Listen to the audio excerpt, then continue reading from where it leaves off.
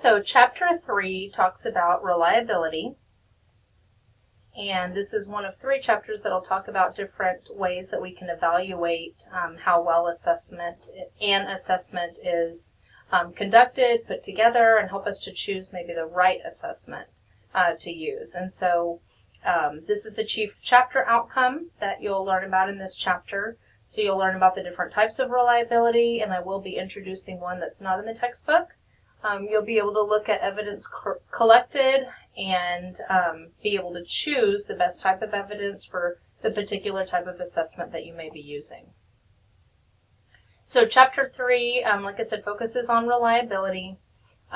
You'll gain an understanding of why reliability is important, how it's measured, and then you'll need to understand the 3 different types in the book, and then the 4th one that I'll introduce. And then we'll also talk about different types of consistency. So reliability is defined as how consistent a test is in measuring what it's supposed to be measuring. So if you were shooting an arrow at a target, a reliable shot would mean that every time you shoot the arrow, it lands in the same place. So this may or may not mean that you're hitting the bullseye, but at least you're doing the same thing every time. And if we're talking about shooting arrows, then you make adjustments. So when you take a test or shoot an arrow, you may not always get the same result every time because errors can occur. However, the more reliable something is means that the more consistent it is, even if there's some random error. In the classroom, you need to understand reliability because you'll want to make sure that your assessments are reliable and yield consistent results for every student. Because you'll be using the results of assessment in order to make inferences about students' final grades, an unreliable measure could cause an incorrect inference. So though you'll often not have to calculate reliability of your measures, you should understand how it's done. So to measure reliability, researchers use a statistical method to determine the correlation between the scores. Researchers indicate the reliability between scores ranges from 0 to 1, where 0 indicates no reliability, and positive or negative 1 means that scores are perfectly reliable or the same every time. So here's an example of some very strong relationships and some weak relationships. So strong positive or strong negative, this isn't going to be a perfect one, but this might be like a 0.9. So these dots are very close to the line, which means this is a strong positive relationship. So as one score goes up, the other score goes up. Negative being the opposite, probably a negative 0.9. This is moderately positive, so you might call this a 0.6. These dots still kind of form a line, but definitely not as neat of a line as over here. And then this is weak positive. So this could be closer to like a 0.5, a 0.6, if this was a 0.75 or something like that. So there's still a relationship, but it's pretty weak. So the R would be a lot lower.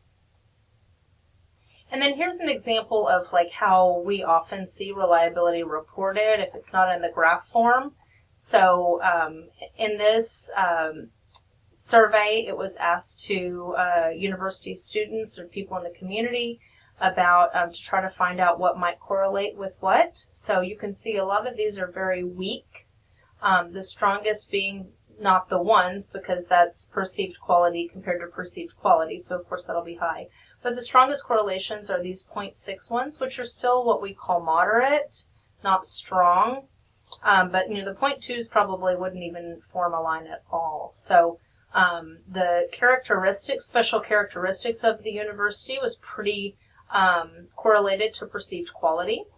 And advertising was also pretty correlated to perceived quality. So meaning that the more likely people saw advertising done, the more likely or the higher they perceived the quality of MSU. Same with the characteristics. The more they knew about the characteristics, the higher the quality was that they perceived.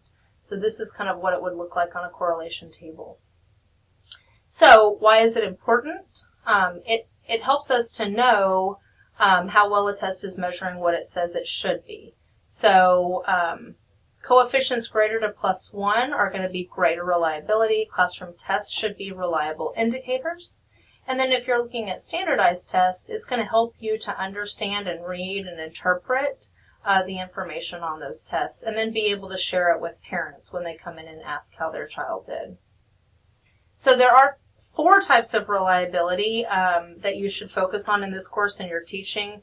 We'll go into them in greater detail, but they are test-retest, which is stability over time, alternate forms, which is equivalency of 2 forms of an assessment, internal consistency, which is the degree of homogeneity in assessment items, and inter-rater reliability, which is the degree of homogeneity in 2 raters' evaluations of assessment items. So you not only need to know the definitions, but you'll need to be able to apply your understanding to real-world examples. So be sure you've read through the examples in the book, in the lecture, and the practice that we do, and to help you gain a more thorough understanding of each one. So the first kind of reliability is test-retest, or stability. It refers to consistency of test results over time. So in order to determine your test-retest reliability, you should administer the same test twice within a short amount of time. You want to ensure that all other factors have remained consistent, such as students gaining knowledge about the subject area. In standardized tests, such as the STAR, you can ensure that students would perform the same each time they took it, whether it was administered any day of the week. Test-retest reliability is important because it helps you to determine whether your students performed well because they knew the material and not just due to chance. So regardless of the number of times they take the assessment, they should receive the same score. If not, then you should question your reliability. So here's an example for you. If a group of students take a geography test just before the end of the semester, and then take the same test again when they return to school at the beginning of the next, the test should produce the same results. And we assume that students aren't studying geography over the summer, so we would hope that the scores would be pretty consistent. And so that's the thing that you want to avoid with test-retest is it's not the same as a pre-test, post-test. It's that whether you took it on a Monday or a Wednesday, you should get the same score as long as new material has not been introduced. So the second kind of reliability is alternate forms. Sometimes students may take exams in which multiple forms exist. In national assessments like the SAT or the STAR, there may be a number of testing forms, which means that there are several different versions of the test to discourage cheating.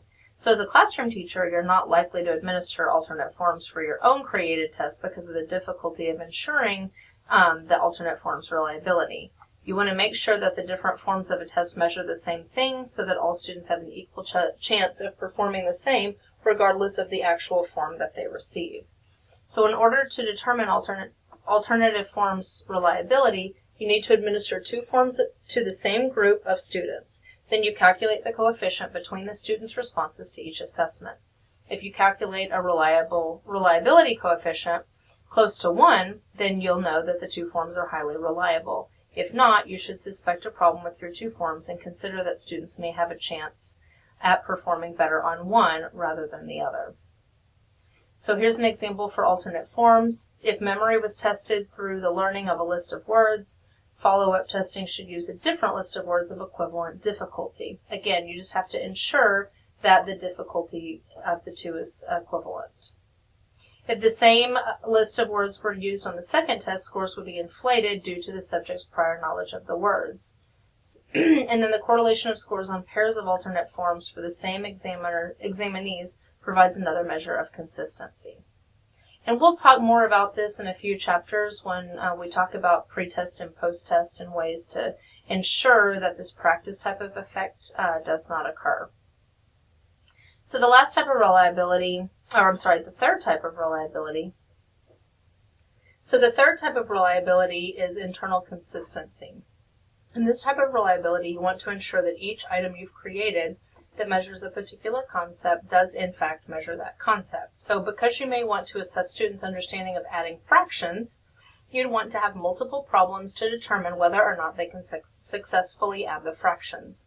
If the student does well on all the items, you can say that your internal consistency is high. However, if a student does well on 4 but misses the 5th, which you find out happens most of the time for your students, then you should question your internal consistency reliability. And this one's probably the most difficult to understand. And so I know that this is hard to see. Let's see if we go to the next. So when you're taking some type of a test, this is an example of a driving test. There's lots of different things that you have to do to decide whether or not you are a good driver. And so just like on a math test, there's lots of different things that may be assessed. Here is the pre-drive checklist. Here's the error checklist, the highway entering checklist, intersection checklist. So you want to make sure that the different measures within each section have internal consistency. So of course, a student here or there may miss a thing, but if every student is scoring low on deceleration and braking, but most students are scoring high on all the other aspects, then this particular assessment would decrease your internal consistency because it was causing the students to perform in different ways. So the last type of reliability that is not in your book but is important to know is that of inter-rater reliability. So it measures the consistency between two different people scoring the same test. And so what happens is you administer a test, and most often it may be like an essay or a project or something that requires a rubric, not just like a right or wrong type of answer. And then you might decide to split it up between two scores, or maybe you have multiple scores if there's lots of assessments. So like when you think about the Writing Star test, or you think about maybe your missile test that you have to do at the end of clinical teaching, you would have multiple scores, and you want to make sure that all the scores, whoever you get, is going to be scoring it the same. So that I'm not an easy score, or someone else might be a hard score. And what you do is you sit down and you assess several different essays individually, and then you compare your scores, and you make decisions about what gets a 1, what gets a 2, what gets a 3, etc. So one thing to know, that all of those different types of reliability, these three and then also inter-rater, are not equal. They are different, measuring different things. And so depending on what it is that you're going to be doing, you may need a different type of reliability. So you may see other ways of measuring consistency in student responses to a particular group of questions. So in many standardized assessments, these are referred to as classification consistency or standard error of measurement. So classification consistency refers to measuring students' consistency in their assigned classification. For example, in gifted and talented placement, most districts use parent assessments of their students, teacher assessments of the students, and then student scores to determine whether students should or should not be placed into the programs. If all three assessments indicate that students are in fact gifted, then placing them in the program would be appropriate. So reporting is usually as simple as proportion agreement. So here's some examples that you can read. And a 70% would be pretty good. So the standard error of measurement, or SEM, provides a range of students' possible scores based on his or her responses to the questions for that concept. When interpreting scores, keep this in mind, as the score obtained might actually range between several different scores. So the SEM is greater when the internal consistency is lower. In other words, if there is less internal consistency between items, the SEM will be less exact. And you can see this, which is how it's calculated. And you're not going to have to calculate it.